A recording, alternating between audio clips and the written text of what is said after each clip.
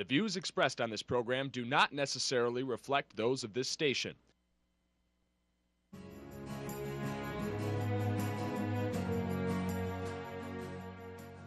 Welcome to Insights into Northeast Michigan, a WBKB News public affairs program.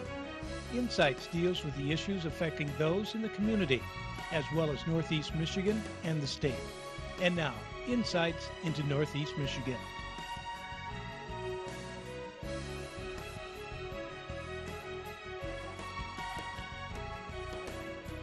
Good morning, everybody, and welcome to this week's edition of Insights, where we will be meeting with some Rogers City mayoral candidates. And this morning, I'm sitting with Debbie Green. Thank you for joining us, Debbie. You're welcome. And Thank you for having me. Absolutely, and you're one of the four actually candidates this year for mayor. So tell me, you are the mayor pro tem right now. So what's going to be the big step if you were to get elected as mayor between the pro tem and mayor? Well, the big step is that you run the meetings all the time. Right now, I'm a fill-in when the mayor isn't in town, and other than that, it's a 5-person council. It is not a strong mayor form of government, so all 5 council members have the same voice. Okay. So the mayor runs the meetings, and the mayor does not have veto power. The mayor has the same amount of power that the rest of the 5 members have. Okay, so as kind of the vice mayor, so to speak, what do you feel that you already know if you were to step into the shoes of the mayor position? You know, what advantage do you think that you have? Well, the advantage I think I have is experience. I've been on the council for over 22 years. I have been a council member with 4 different city managers and several different mayors, and so there's quite a variety of leadership styles, and I think that just having the experience of being with them and knowing what the important issues are is very important in being a mayor. All right, and you are the first woman to run for the position of mayor in Rogers City, so how does that feel? I am. Well, it's great. I love Rogers City, and I'm very excited to be running for mayor, and I really feel that I can make a difference. Believe it or not, the women are from Mars, men from Venus, or vice versa. That certainly is very true. Women do not think the same as men, and I really feel that I can make a difference in Rogers City, and I can help lead them to the right direction. That's wonderful. So let's talk a little bit about that. I know that obviously budget is always a concern, especially for a small city like Rogers City. A lot of people have said that they would like to see things tightened up, and unfortunately, cuts need to be made. So what is your position on the budget right now? Well, that is very true, and I had just visited Detroit and heard of all Detroit woes, and Detroit is not the only city to be in that predicament. There are many cities that are going to be suffering over the next few years, Absolutely. And that's all due to decreased revenue. Our revenue sharing has decreased over the years, and with the revamping of the personal property tax, our revenues keep going down, and they're not being replaced, but our business, it remains as usual. Yep. So we have to slow down our spending and watch what we're doing. In past years, we have had good retirement packages and insurance packages when a person retires, and we're going to have to strongly look at that and change some of our thinking along those lines, because insurance is very expensive. Absolutely. Absolutely. And along the same lines as budget, everybody, was talking about the water bill, and, you guys borrowed a lot of money that you had to at the time, and now you have to pay it back. And last week, you had the meeting where you and all the city council candidates, right, had the chance to speak to some citizens, and that was a hot topic. So can you talk a little bit about that? Sure. We decided that we needed to revamp our water and sewer system. It's getting older and it's crumbling, and we had many times where we'd have fix-it problems. There would be a blowout in the street, and those are immediate needs, and they're very costly because they're just one particular little spot. Yeah. And so it's much better to have a bigger project. So we decided that we were going to redo the sewer and water, not in its entirety, but we did do the trouble spots and the problems that we were having, such as the digesters. They have a cement roof over the top, and the cement was crumbling because it's fairly old, and it was stopping the rotating part of the digesters, and Okay. so that would really create was a problem. Yes, so we needed to build a new digester, Okay. and we had the professionals come in and tell us exactly how much we needed to borrow and how much we needed to charge the people, and that was great until we found out that they didn't take into account that all of our appliances now are using less water, and so therefore there's less revenues coming in because they're using less water, and we have less people. So one of the solutions to the problem is to get more people in town and spread the cost of the water bill out, because the cost is there, and if you have a smaller and smaller group of people, it's going to be more expensive for the people who are there. Absolutely, and obviously bringing more people into the area is always a subject that's discussed, not only tourists, but people actually living there. So can you talk a little bit about your plans to expand the city? Sure. Well, I think there are a few options that we have. First, we have to be persistent. We can't give up the ship. We have to keep trying. And over the 22 years, we certainly have tried numerous times to bring people into town. And with the economic situation now, it's more important than ever. I would like to see a council, first of all, that's proactive. Not a council that just sits by and lets things happen, but a council who is proactive, and they prepare for imminent growth, Okay. and they envision the future, and they're ready for any type of potential problems that arise. And I think it's very important that they make goals with timelines, and they follow those goals, because if you don't know where you're going, you're never going to get there. And I think it's very important that we try to bring more people into town. There are various ways that we can bring people to town. We've had problems in the past with our fishing industry going down, but that's coming back full force now. So there are a lot more fishermen coming into town, and we need waterfront development. I think that's very important too. We have a deep water port, so that's something that no one else has, and there's a potential there to bring people into town for much needed jobs. We also have a new fiber optic in town, a fiber optic system that we've never had before, and it's very fast, and I think there's a lot of potential there to bring people to town. That's wonderful, and that's what it's all about. So Right. Awesome. Well, thank you very much, Debbie, for joining us. I appreciate it. Oh, you're welcome. And stay tuned, because next we're going to be joined by Dana Labar, and he is also one of the Rogers City mayoral candidates. Welcome back, everybody, and now we're joined by another Rogers City mayoral candidate, Dana Labar. Thank you very much for joining us. Good morning, Lindsay. And can you talk to us a little bit, Dana, about why you're running for mayor? I have a few reasons for running for mayor. I've always believed it's an individual's civic duty to care about their community and to do what they can to always help that community grow. Also, in some ways, it's a pay it forward. I look at some of our past mayors and even our current mayor and all the hard work they've done, and to let that work in any way lapse would just be a travesty. And I look at what past mayors have done for the city that my kids grew up in, and feel it's my civic duty to allow that to continue. That's wonderful. Giving back to the community is really what it's all about. And can you talk a little bit about what do you want to give back to the community? What do you want to do to improve Rogers City if you're elected? If elected, the city works together as a unit. We have some incredible natural resources. We have the best deep water port on Lake Huron, as far as I know.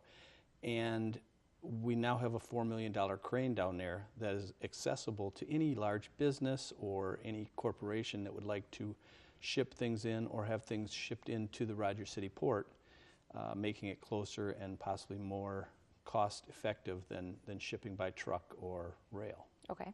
And can you talk a little bit about tourism? You know, that you said you have one of the best deep water ports. So how is having something like that? How can you bring more people into the city that way?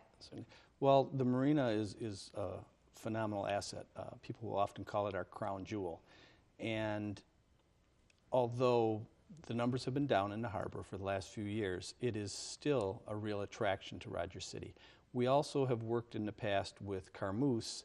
We have a fossil park in Rogers City that we've had for about 5 years now. And it's a very slow progression with that. Each year the city has put time and energy into it.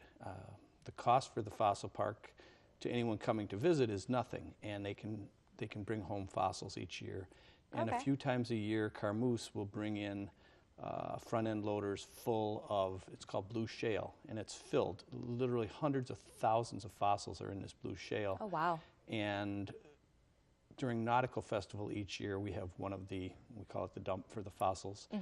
And we've had 350 to 400 people show up for that type of thing. Wow. Now it's a matter of letting the general public and population know that we do have this really incredible opportunity in this fossil park. Definitely. Our stores are starting to work together, trying to look at things like maybe later evening hours when we have an event and things like that. Those are things tourists really appreciate. We have the Heft State Park close by. We have a bike path that now is connecting the park with Rogers City. And we get a lot of people who love our downtown. We have an incredible movie theater, and it's just a matter of getting people to come that last 40 miles because they seem to stop up near the Sheboygan area, and finding a way to make it not only convenient for them to get to Rogers City, but also make us their destination. Absolutely, and Rogers City really is a beautiful city, I must say. And you know, switching gears a little bit from, you know, the citizens to the council, is there something in particular as mayor, if you were elected, that you would like to see change in the council, or something you would like to do differently? Well, as mayor, I think it's very important just to have those good communication skills. Okay. To be able to work with each individual on the council. And I have great respect for anyone who is currently on the council or is willing to run for council, because it is a personal commitment of a tremendous amount of time and energy. The key is being prepared when you get there and not having personal issues that come to the council. Instead, a council member's job or the mayor's job is not to micromanage. It is to listen to those people that you've employed to do a great job, and when possible, work with them. When you see flaws in maybe their recommendations or suggestions, talk about alternatives. Okay, and you have been on the council for a while, so you're aware of certain budgetary issues, and especially, you know, the water bill, paying that back has been a hot topic. So can you talk a little bit about what you hope to do in regards to that? Right. What has happened with the current water bills in Rogers City, in 2010, the city determined that, and this was prior to my being on the board, but that two primary projects should be completed. Okay. And they were a new water tower and a new wastewater treatment facility, as well as some wells needing to be dug for the new water tower. The way they managed those two major projects was to accumulate approximately $6.8 million in bonds. Those bonds have to be paid back to the federal government. Yep. The water bills that people currently are receiving, 40% of that water bill just goes towards the payment of those bonds. Okay. Another 10% of that water bill is being put in what you'd consider a savings account, because when we agreed with the federal government to borrow that money, one of their stipulations was you must have an account to keep up your infrastructure. You can't keep going back and borrowing money to build. Okay. So approximately half of what they're paying is not for the water coming into their house, it's for the new, and it's state of the art. We have an incredible wastewater treatment facility. Yeah. Now, that's not something anyone wants to go and tour, because it's not an art museum, it's not a this beautiful building, it is a wastewater treatment facility. Absolutely. It's essential, though. It is essential, and the Clean Water Act has very stringent rules and policies that we must follow. We must man that 24 hours a day. The water tower replaces a water tower that was built in, I believe, the 1930s. So what we have done is really built for the future, because those bonds will be in effect until approximately 2050. Wow. They're 40-year bonds. So we're not building for, I would say, myself right at this moment. I'm hoping that we're building for anyone that comes to Rogers City, and that by doing this, people look at Rogers City and say, what an incredible place to move to. Things are updated, they're modern. Businesses as well as individuals will see that. All right. And just briefly, can you tell me what would be the one thing that you really hope to change or to see change in Rogers City if you were to be elected as mayor?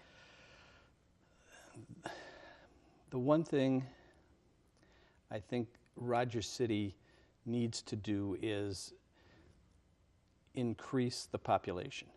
I was a school board member for 8 years, and every year our single largest problem was declining enrollment. I think Alpena and other communities in the area see the same type of thing. Every time we lose a person, everything has to be paid by less people. The more people you have, the greater you can share any costs. So increasing the population within the city, filling those empty houses, making sure that we don't lose services, because Rogers City has they have a fine police force. They have an incredible city workers, group of city workers, I should say. It's clean. It's one of the nicest towns anyone could ever visit. And the thing I would like to see is finding more ways to show people Rogers City's out there. All right, well, thank you very much for joining us, Dana. And stay tuned, because next, Tom Sobek, another Rogers City mayoral candidate, will join us.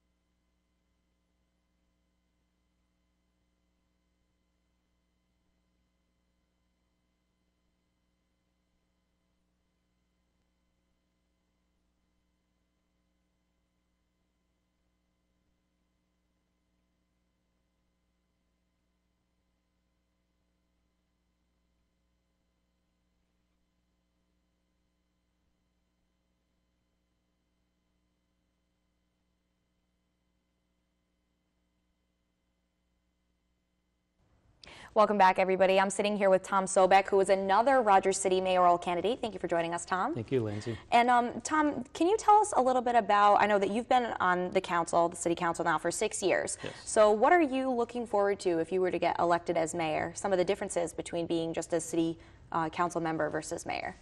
Well, there are a number of differences. Number one, the time required will change probably considerably. Looking forward to that challenge. Beyond that, the interaction with the departments and the staff and the various committees that the town, the city supports, I'm looking forward to the interaction there as well. That's fantastic. And what are some of the things that you're looking forward to, other than, talk about challenges? Mm-hmm. One of the challenges obviously is always to build Rogers City and bring more tourists in and, make it known what fabulous things are in the city. So can you talk a little bit about that? Yeah, a number of challenges that our city faces, not unusual for any city in this day and age, the economy. We have a number of issues related to revenues coming in, costs going out, mm-hmm. expenses. Biggest challenge is going to be to strike the balance between those and at the same time support those economic development endeavors and tourism endeavors that the other organizations in our area and our region are involved with. Mm-hmm.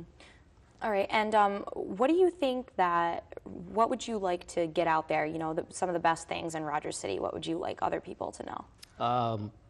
Rogers City, you know, we have a lot of problems like every community does with revenues and expenses, but we have an advantage in that our city has a tremendous amount of parks, recreational opportunities. We have a fantastic bike trail from the city limits all the way out to the 40 Mile Point Lighthouse. Goes right by Half State Park, up to the Herman Vogler Conservation Area. If you're an outdoor enthusiast, I'd be hard-pressed to find a better community to live in than Rogers City, frankly. Absolutely. And can you talk a little bit about more inside the council? What things are you would you like to change or implement if you were to be elected mayor within the council? Sure. I don't necessarily think there are a lot of changes necessary. Beach has done a fantastic job as a mayor. What I would like to do is promote collaboration both at the committee level and at the council level with the departments, the various departments of the city, and work towards a better transparent effort for the town, the citizens to recognize. All right, and you talk about collaboration. You know, where do you stand on the collaboration between, you know, the government, the city council, and the citizens? I think it's imperative that the citizens, a mayor, a council person, really can't do anything by themselves. It requires help from the citizens. The challenge is to get those citizens involved in the process so that when it comes time to make decisions, the decisions have already been vetted by the citizens. They understand what we're doing, they understand why we're doing it, and we can make that decision and move on to the next issue. Definitely, and speaking of issues, one of the big issues right now in Rogers City is the water bill. Sure can you talk to us a little bit about that, and you know what you would be looking forward to doing in regards to the water bill? Yes, the water bill is contentious, would be a polite way to put it. Rogers City, and I said it earlier, it's not unique that our water and sewer system needs repair. Yeah. I think every community in the country, to some degree or another, has infrastructure issues. Some of us are facing them. Some of us, frankly, are hiding from them. On council, I give credit to the council members and the mayor for what we have done with water and sewer. It's not a popular decision. It was necessary. The fact that we have a bond issue and a debt service payment, has led some to believe that that's the reason for the increases in the water and sewer rates. The simple fact is those water and sewer rates were going up regardless because we had repairs that were necessary. I think what we did was the most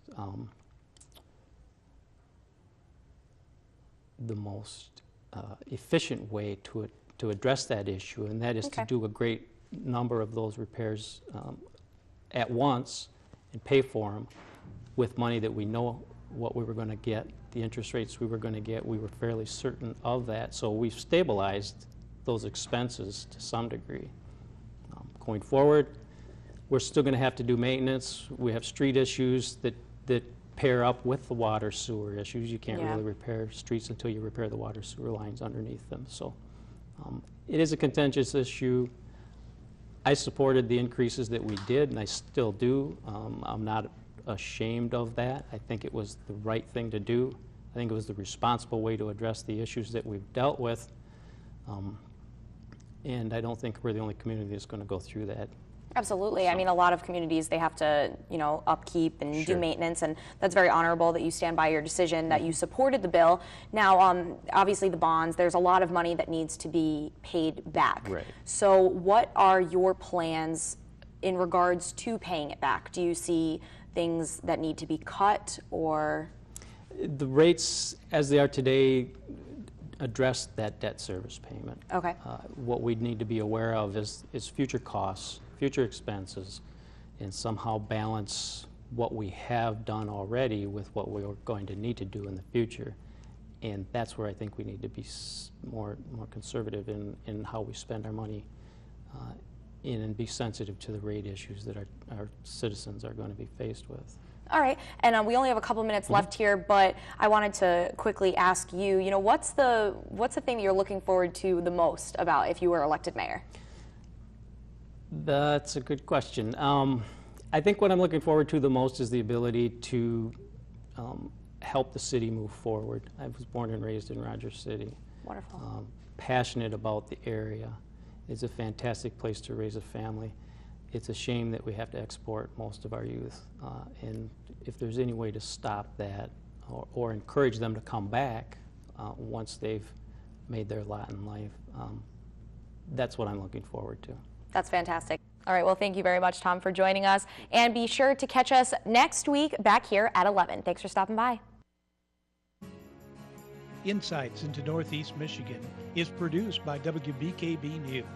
If you have any comments, suggestions, or topics you would like to see on a future show, please email WBKB News. This has been a production of Thunder Bay Broadcasting Corporation. All rights reserved.